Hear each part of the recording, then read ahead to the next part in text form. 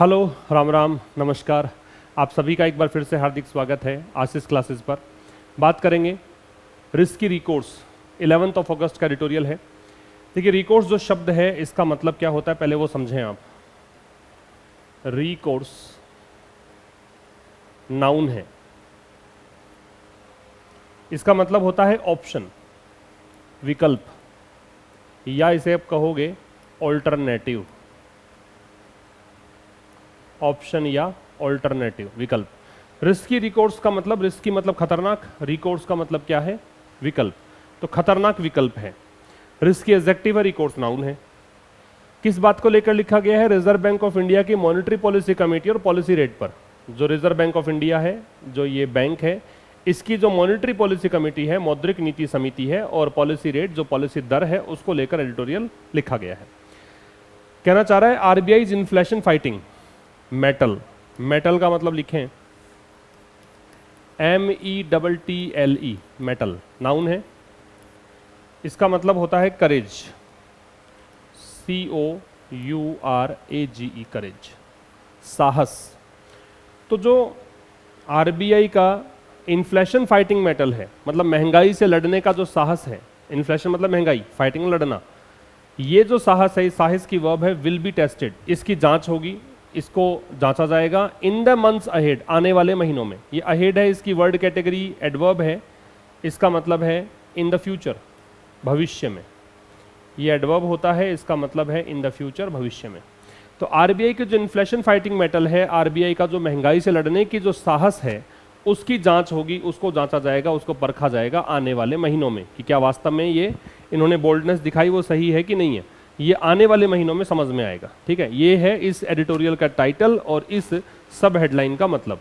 अब हम बात करेंगे विस्तार से। इससे पहले बता दूं, इसका पीडीएफ, जो स्क्रीन पीडीएफ है जो मैं पढ़ा रहा हूं, ये पीडीएफ आपको मिलेगा टेलीग्राम चैनल आशीष क्लासेस, जो हमारा मेन चैनल है टेलीग्राम पर, उस पर।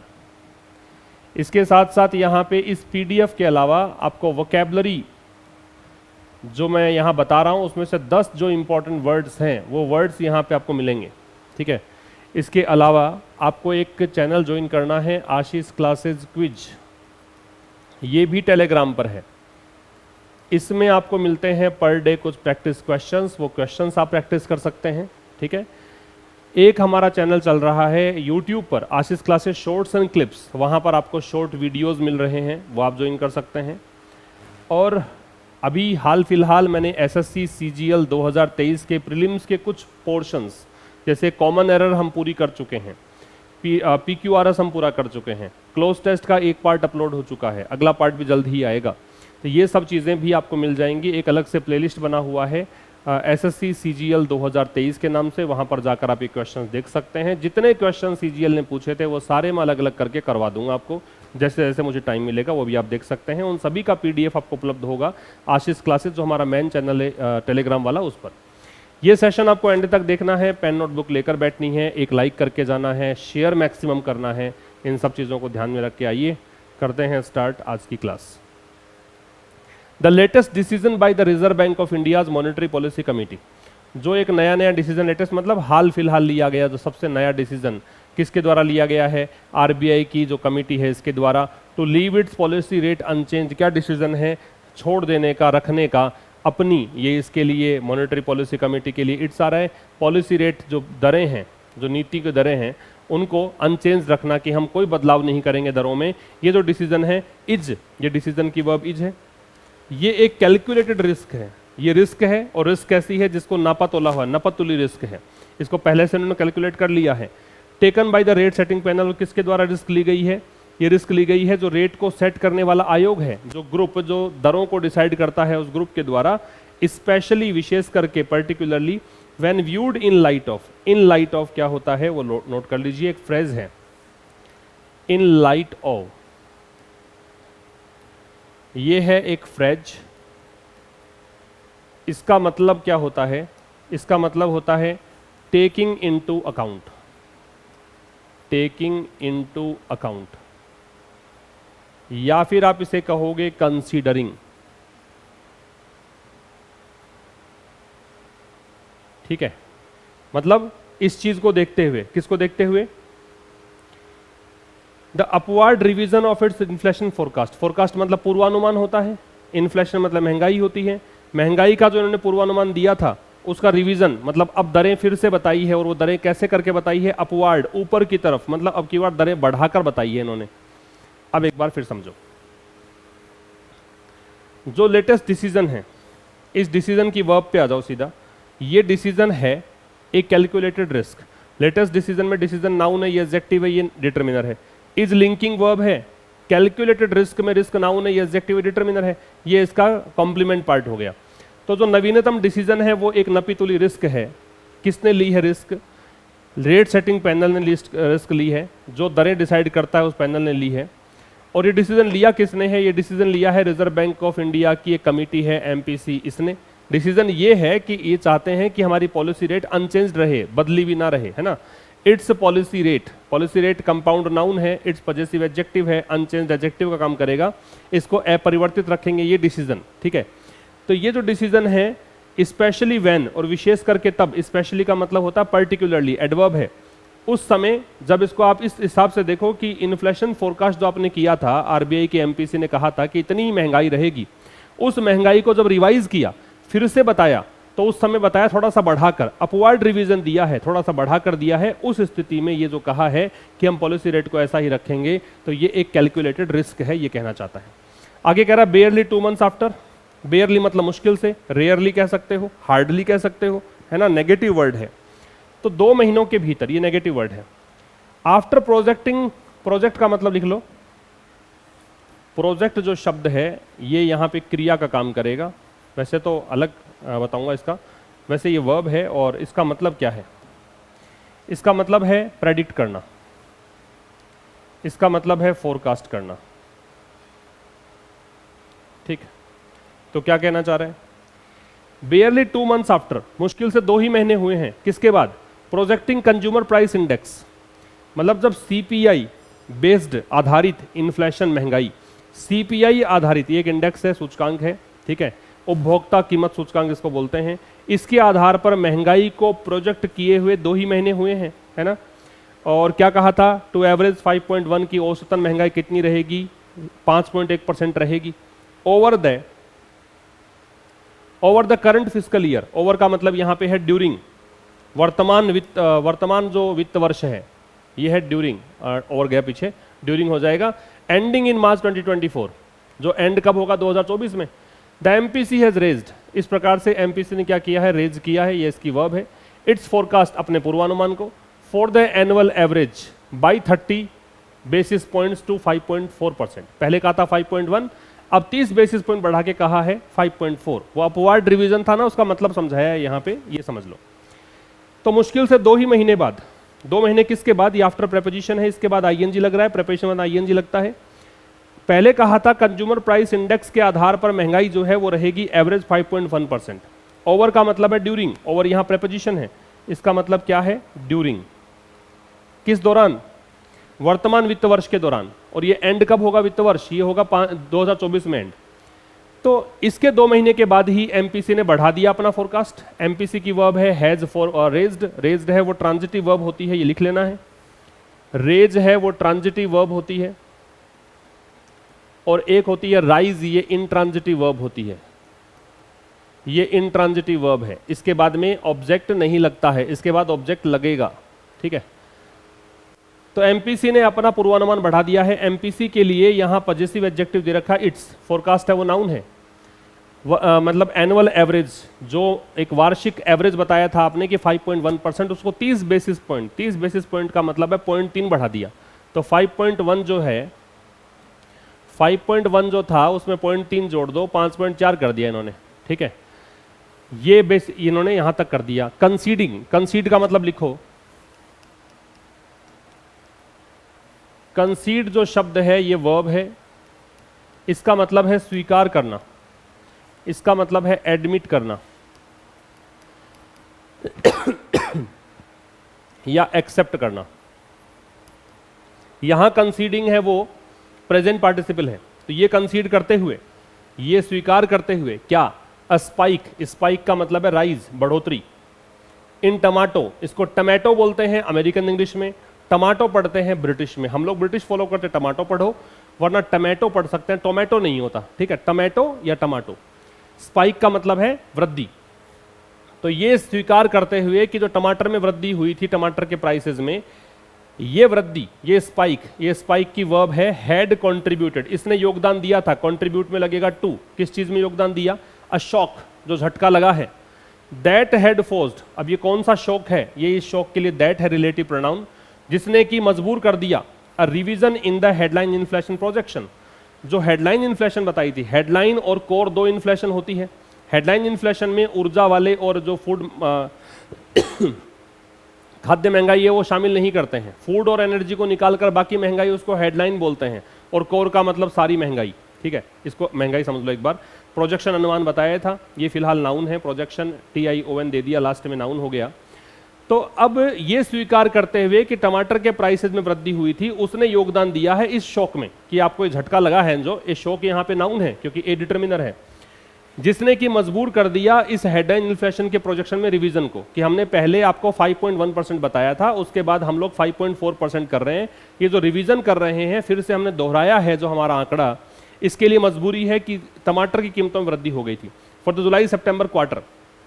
और ये प्रोजेक्शन कौन सा, जुलाई सितंबर वाले क्वार्टर की बात है, जुलाई अगस्त सितंबर, ये जो तिमाही है इसके लिए by A substantial 100 basis point two 6.2%, मतलब यहाँ तो इन्होंने बहुत बढ़ोतरी कर दी, इन 3 महीनों में महंगाई का आंकड़ा दिया है सब्सटेंशियल, सब्सटेंशियल का मतलब होता है कंसीडरेबल, बहुत ही ज्यादा, 100 बेसिस पॉइंट, मतलब पहले इन्होंने कहा था 5.2, अब कर दिया 6.2, मतलब 1 पॉइंट बढ़ा दिया है पूरा, ठीक है। आरबीआई गवर्नर शक्तिकांता दास एक्नॉलेज्ड, आरबीआई के जो गवर्नर हैं शक्तिकांता दास, इन्होंने स्वीकारा है, एक्नॉलेज का मतलब होता है एडमिट करना, ये इनकी वर्ब हो गई, ये स्वीकारा है, दैट कंजंक्शन है, आगे पढ़ेंगे बाद में, एक बार फिर से इसको जानेंगे क्या कह रहा है। Considering present participle, ing form जब सब्जेक्ट बन जाए तो जेरेंड कहलाती है, आईएनजी फॉर्म सब्जेक्ट नहीं बन रही है और कंटिन्यूअस एक्शन डिनोट कर रही है, ऐसा करते हुए तो उसे बोलेंगे प्रेजेंट पार्टिसिपल। तो ये स्वीकार करते हुए कि टमाटो की जो कीमतें हैं उसमें जो बढ़ोतरी हुई थी, उस बढ़ोतरी ने कंट्रीब्यूट किया था, ये पास्ट परफेक्ट टेंस हो गया, किस चीज में, एक शॉक में, वो शॉक, वो झटका जिसने कि मजबूर कर दिया रिवीजन करने के लिए, किसमें, हेडलाइन इन्फ्लेशन प्रोजेक्शन में, किस तिमाही के लिए, जुलाई से सितंबर वाली तिमाही के लिए, और कहां तक इन्होंने किया है, ये बढ़ोतरी कर दी है सब्सटेंशियल 100 बेसिस पॉइंट, बहुत बड़ी बढ़ोतरी है, लगभग 100 बेसिस पॉइंट की बढ़ोतरी इन्होंने की है, और ये कहां क्या कर दिया, अनुमान 6.2% कर दिया है इस तिमाही के लिए। ऐसा करते हुए आरबीआई के गवर्नर शक्तिकांता दास ने स्वीकारा है that while the likely short term nature, क्या स्वीकारा है कि जो लाइकली मतलब पॉसिबल, कि जो संभावित शॉर्ट टर्म नेचर है, मतलब अल्पकालिक नेचर ऑफ दीज शॉक्स, कि ये जो भी झटके लगे हैं, जो शॉक्स लगे हैं, है ना, हालांकि ये थोड़े समय के लिए ही लगे हैं, allowed for policy makers to look past, इन्होंने अनुमति दी है, इन्होंने अलाउ किया है पॉलिसी मेकर्स को कि वो थोड़े से बियॉन्ड देखें, लुक पास्ट का मतलब look beyond, a couple of high inflation prints, किसके बियॉन्ड देखें, कपल ऑफ का मतलब इक्के दुक्के, हाई इन्फ्लेशन मतलब उच्च महंगाई वाले, प्रिंट्स का मतलब डेटा, आंकड़ों को, फ्रीक्वेंटली रैकरिंग, फ्रीक्वेंटली मतलब अक्सर, रैकरिंग का मतलब है रिपीटिंग, अकर अगेन, रिकर का मतलब लिख लो, रैकर का मतलब होता है अकर अगेन, रीकर, री अकर, ऐसा समझो इसको, री अकर, रीकर, री अकर मतलब अकर अगेन, फिर से घटित होना। रैकरिंग फूड प्राइसेस शॉक्स, तो ये जो रैकरिंग फूड प्राइसेस शॉक्स हैं, फ्रीक्वेंटली मतलब बार बार में, रैकरिंग मतलब दोहराते हुए, फूड प्राइस शॉक्स का मतलब जो खाद्य कीमतें हैं वो झटके दे रही है, ये जो इसका ये खतरा बढ़ा रही है, किस चीज का, डीस्टेबलाइज करने का। डीस्टेबलाइज का मतलब स्टेबलाइज का उल्टा है, स्टेबलाइज का स्थिर करना होता है, डी लग गया तो अस्थिर करना। इन्फ्लेशन एक्सपेक्टेशंस का मतलब है जो भी आपने एक्सपेक्टेशन कर रखी है महंगाई को लेकर, उस चीज को। एक बार फिर समझो, यहां से पढ़ो। ऐसा करते हुए आरबीआई के गवर्नर शक्तिकांता दास ने स्वीकार किया है, दैट कंजंक्शन है, कि हालांकि जो संभावित शॉर्ट टर्म नेचर है, जो अल्पकालिक प्रवृत्ति है इन शॉक्स की, इसने हालांकि अलाउ कर दिया है कि पॉलिसी मेकर्स क्या करें, हाई इन्फ्लेशन के जो इक्के दुक्के डेटा हैं उसके बियॉन्ड जाकर सोचें। फिर भी नया वाक्य स्टार्ट हो गया, बार बार में जो रैकरिंग फूड प्राइसेस शॉक्स हैं, बार बार में जो रिपीट होते हुए फूड प्राइस वाले शॉक्स हैं, मतलब खाद्य महंगाई लगातार बढ़ रही है, कभी घट रही है, ये जो शॉक्स हैं इसका खतरा है कि ये इन्फ्लेशन एक्सपेक्टेशन को क्या कर देगा, डिस्टेबलाइज कर देगा। याद रखो जब दो क्रियाएं साथ में तुम लगाओ तो ये रिस्क है, वर्ब की फर्स्ट फॉर्म है, ये भी वर्ब की फर्स्ट फॉर्म होनी चाहिए थी, लेकिन जब दो क्रियाएं एक जैसी साथ में लगाओ तो दो चीजें हो सकती हैं, या तो टू के साथ बेस फॉर्म कर दो या आईएनजी लगा दो, तो इसने आईएनजी किया है। यहाँ पे करने को टू डिस्टेबलाइज भी किया जा सकता था। बाकी दो क्रिया एक ही रूप की साथ में नहीं आती हैं, जनरली वो लगती तभी हैं जब किसी क्रिया के साथ में बेस फॉर्म अलाउ करते हैं तब, ठीक है। And while monetary authorities are right, और एक बात और कि हालांकि जो मौद्रिक नीति वाले जो लोग हैं, अधिकारी लोग हैं, वो सही हैं इन लेइंग द ओनस, ओनस का मतलब है रेस्पॉन्सिबिलिटी, रेस्पॉन्सिबिलिटी या इसे कहोगे लाइबिलिटी, जिम्मेदारी को बोलते हैं। तो हालांकि जो मौद्रिक अधिकारी लोग हैं वो बिल्कुल ठीक हैं जिम्मेदारी डालने में, क्यों जिम्मेदारी डाल दी है गवर्नमेंट पर, किस लिए, for ensuring timely supply side intervention, किसके लिए, सुनिश्चित करने के लिए, इंश्योर करने के लिए, क्या, timely supply side intervention. Timely मतलब समय समय पर, सप्लाई साइड मतलब जो आपूर्ति वाली साइड है जहां से सप्लाई होती है, इंटरवेंशन का मतलब होता है हस्तक्षेप, इंटरफेरेंस।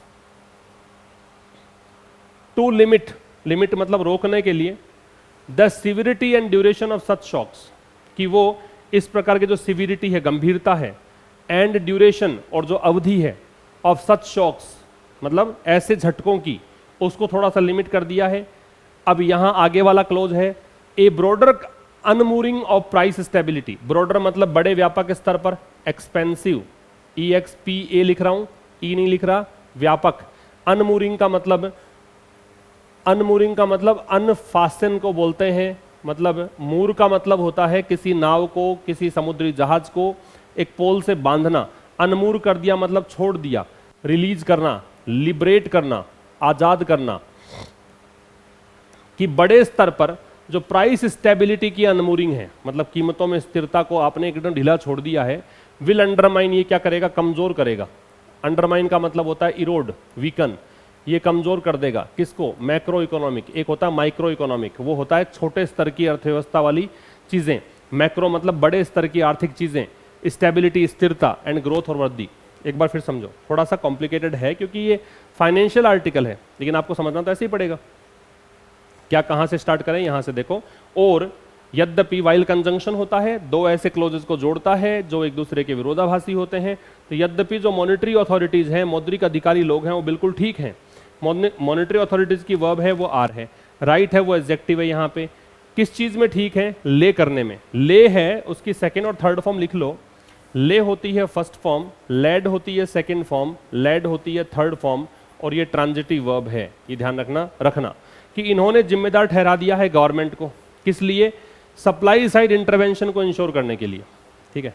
मतलब इन्होंने ठीक किया है मौद्रिक अधिकारियों ने कि इन्होंने गवर्नमेंट पर जिम्मेदारी डाल दी है कि आपको ही समय समय पर सप्लाई साइड जो इंटरवेंशंस हैं उनको सुनिश्चित करें। जो सप्लाई साइड जो इंटरवेंशंस हैं, मतलब सप्लाई वाली साइड में जो हस्तक्षेप आ रहे हैं उसके जिम्मेदार तुम हो। किस लिए, लिमिट करने के लिए, रोकने के लिए। किस चीज को, सिविरिटी मतलब गंभीरता, इंटेंसिटी, और ड्यूरेशन इस प्रकार के शॉक्स का। सच शॉक, सच के बाद नाउन प्लूरल आती है, ध्यान रखें, या प्लूरल नाउन अगर सिंगुलर होती और काउंटेबल होती तो ए या एन लगाना पड़ता।